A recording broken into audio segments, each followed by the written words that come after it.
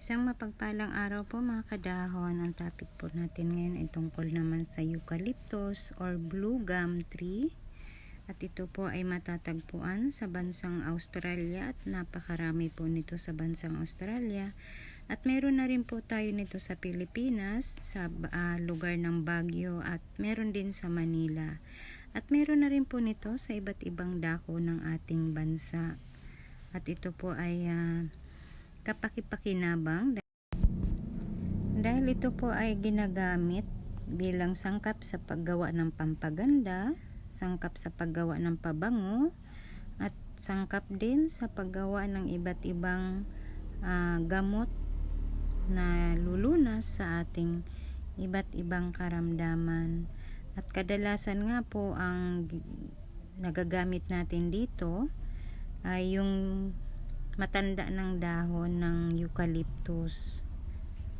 Yun ang madalas na nagagamit para gawing sangkap sa paggawa ng pampaganda at pabango or langis. At sabi ko nga po sa inyo mga kadahon, napakaraming sakit nito na kayang labanan. Unang-una nga po ang ubo at sipon. Tumutulong po ito para mabawasan ang mucus at pagandahin ang daanan ng hangin sa ating katawan para makahinga tayo ng mas maayos. Kaya ayon po sa ating mga eksperto, nakakatulong ito para labanan ang bronchitis at hika ng isang tao. At madalas nga po ang ginagamit dito sa eucalyptus ay ang dahon ng eucalyptus, yung matanda na po.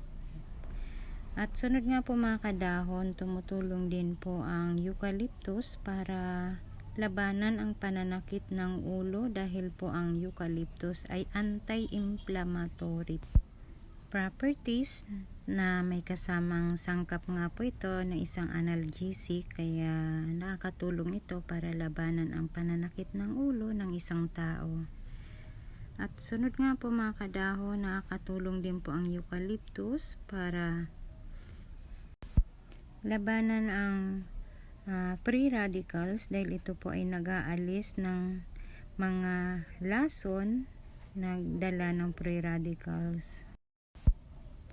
At sunod nga po mga kadahon, nakakatulong po ang eucalyptus para gamutin ang sugat ng isang tao.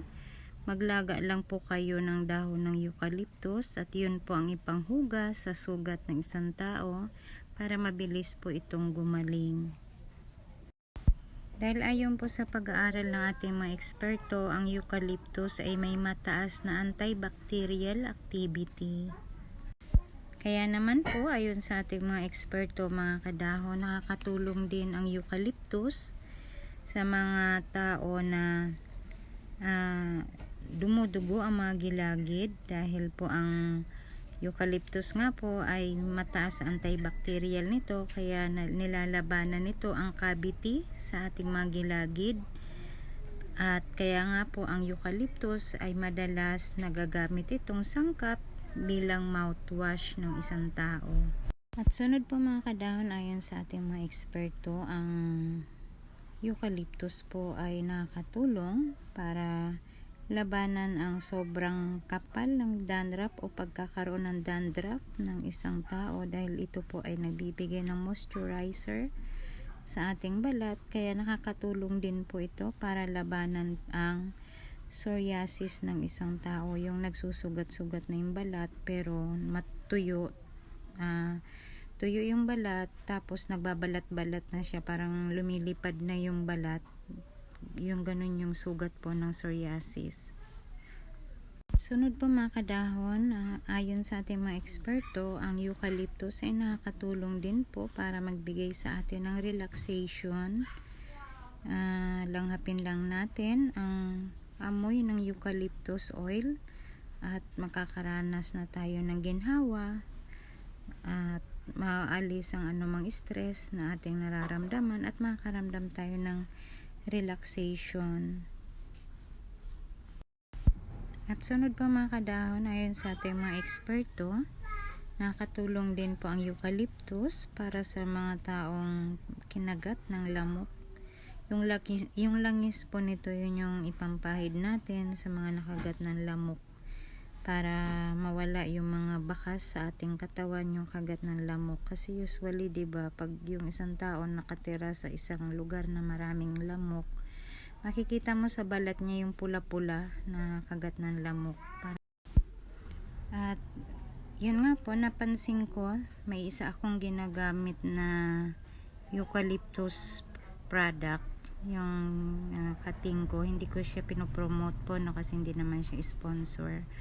Maganda siyang pampahid sa kagat ng lamok kasi mabilis mawala yung mancha ng kagat ng lamok. Mga kinabukasan wala na. At sunod nga po mga kadahon, ang eucalyptus ay nagbibigay rin po ng aromatherapy para sa mga taong dumadanas ng sobrang puot ng sipon, yung nabarado na yung ilong, hindi ka na makahinga. Maglagay lang po kayo ng konting patak na sa mainit na tubig at yun po yung langhapin ninyo. Napakalaking tulong po nito. Dahil yun po ay ginagawa ko rin sa aking anak pag nahihirapan siyang makatulog dahil hindi siya makahinga dahil barado yung kanyang ilong or dahil grabe yung kanyang ubo. Yun, nakakatulog na siya ng maayos. Ginagawa ko lang, naglalagay ako ng mainit na tubig sa isang bowl or sa isang baso at papatakan ko siya ng konting langis ng eucalyptus. At sa awa naman po ng Panginoon, dahil nalalanghap niya ito, nakakatulog na siya ng maayos. At hinahayaan ko lang yun sa kwarto niya para umikot yung aromatherapy nung langis sa kanyang kwarto para buong magdamag nakatulog siya ng mahimbing. At nalalanghap niya pa rin yung singaw nung eucalyptus. Sakang napansin ko sa eucalyptus, nakakatulong siya para i-release ang plema sa ating katawan nang hindi tayo nahihirapan ilabas ito. Dahil ayon nga po sa ating mga eksperto, ang eucalyptus ay expectorant, eucalyptus essential oil, kaya nakakatulong ito para labanan din ang sinusitis ng isang tao. At sunod nga po mga kadahon, ang eucalyptus ay nakakatulong din po sa muscle pain and joint pain ng isang tao. Yung langis po ng eucalyptus ang panghilot natin sa ating katawan at napakabisa nitong gamot sa mga sakit ng ating mga kasukasuan at ng iba pang parte ng ating katawan. Usually, sabi nga ng mga matatanda, ito ang kanilang pabanguna, yung mga senior citizen na natin. Ang hindi kompleto ang kanilang buhay kung wala ang eucalyptus na dala-dala nila lagi sa kanilang bag.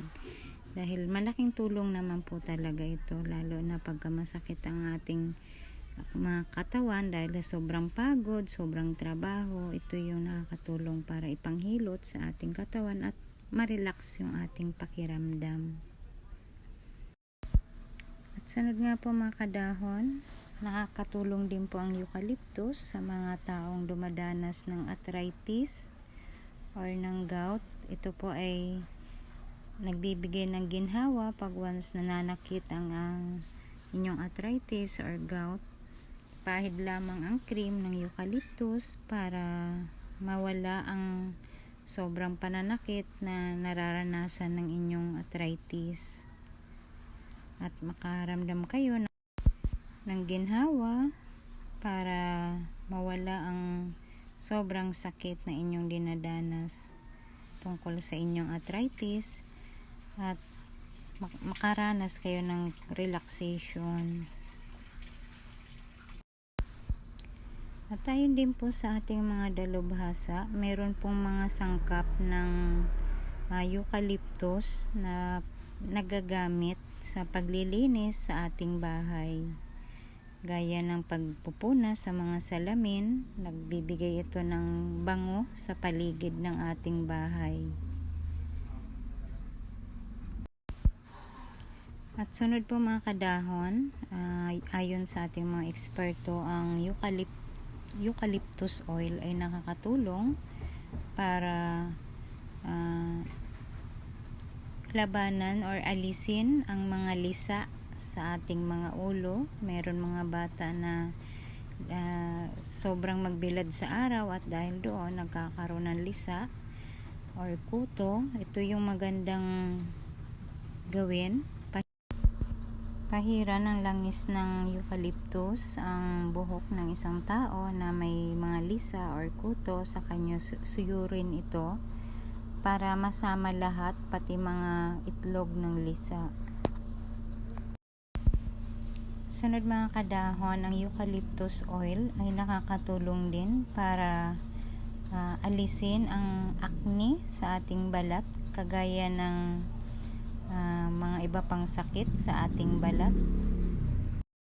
Dahil ayon sa ating mga eksperto, ang eucalyptus ay maraming pwedeng pagkuhaan nito. Pwede sa balat ng kahoy ng eucalyptus or sa sanga ng eucalyptus, lalo na po sa dahon ng eucalyptus. Kaya ayon po sa pag-aral ng ating mga eksperto, ang dahon po ng eucalyptus ay magandang ipainom sa mga taong dumadanas ng lagnat. Maglaga lang po kayo ng dahon ng eucalyptus at yun po ang ipainom ninyo sa mga nilalagnat na mga tao. At yun din po ang ipainom ninyo sa mga taong dumadanas ng malaria or pagtatae. At ayon din po sa pag-aaral ng ating mga eksperto, nakakatulong din po ito para labanan din ang diabetes ng isang tao. Uminom lang po kayo ng nilagang dahon ng eucalyptus para labanan ang diabetes or pagtaas ng inyong sugar level. At sunod po mga kadahon, ayon sa pag-aaral ng ating mga dalubhasa, magandang ipanggamot din po ang eucalyptus o dinikdik na eucalyptus sa mga taong may body odor or yung hindi magandang amoy sa ating mga kilikili or sa ating mga paa. Ito yung gamitin po ninyo. Magdikdik kayo ng dahon ng eucalyptus at yun ang ipahid sa katawan ng may naamoy tayong hindi maganda. Ayan lamang po mga kadahon. Maraming salamat po sa inyong panonood at pakikinig. Don't forget subscribe Herb7 channel, like, comment, and share. Happy watching and God bless us. Ingat po kayo.